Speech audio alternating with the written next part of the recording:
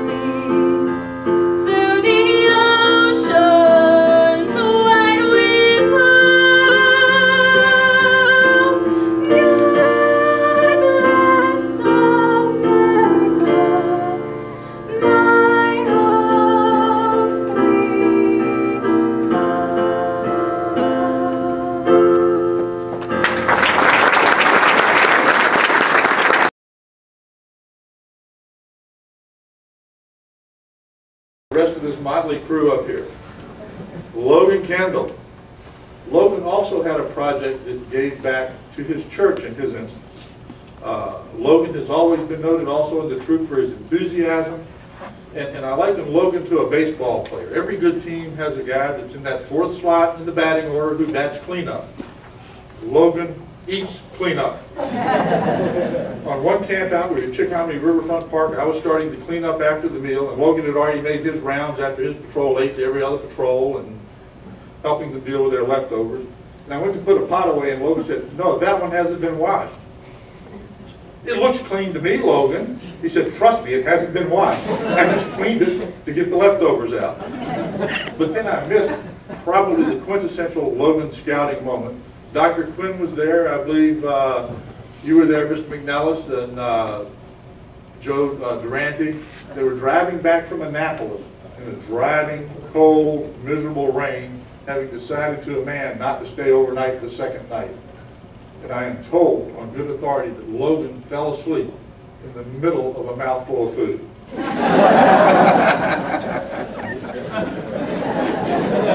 Special thanks, especially for my parents who, without their day-to-day support and my dad's constant harassment to finish my Eagle project, I did have my board review on my birthday, my 18th birthday, so I cut it close just like Brody.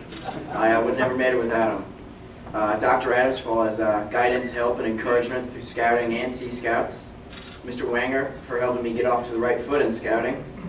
Mrs. Knopper, actually, for without her experiences telling my mother and I what to do. I mean, my first camp out, my patrol tried to get me to buy the food, and I bought like $200 worth of food, and she helped us out a little bit with that. I'd probably still be working on my Eagle workbook if it wasn't for her. My Uncle Greg for all of his motivational speeches and lectures on life values and scouting philosophy, and all of the assistant scoutmasters for their hard work, dedication to the scouting tradition. Without them, the troop really would fall apart. And Miss Wood for all of the help that she puts into Troop 135. It's amazing that she even has time for anything else. I've faced a lot of challenges in my life, and with Scouts, things I've learned in Scouts, I've overcome a lot of them. I've learned a lot of things from Scouts, like always have an extra set of clothes. As Mr. McNellis would say, I've never been on a camp out where Logan stayed dry. That was very true at the Naval Academy Jamboree, where we literally woke up in a gale. It was like 40 miles an hour of wind, and my tent was in a lake. My tarp had just pooled all the water under us, and unfortunately the only clothes I had that were dry were my uniform, so I had to wear that all day and on the way home. I mean, it's Murphy's Law, it really does exist. I've taught my Scoutmasters a few things too, Mr. Adams, Dr. Adams, that there's no such thing as leftovers, really. And it should be against the law to throw food away.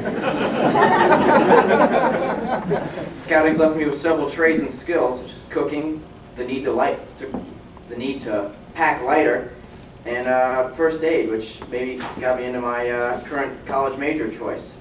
Everything I've done has worked me into this spot, this great honor, this ceremony that you've all come to. So again, I thank you all for coming. And I'll turn it over to Brian.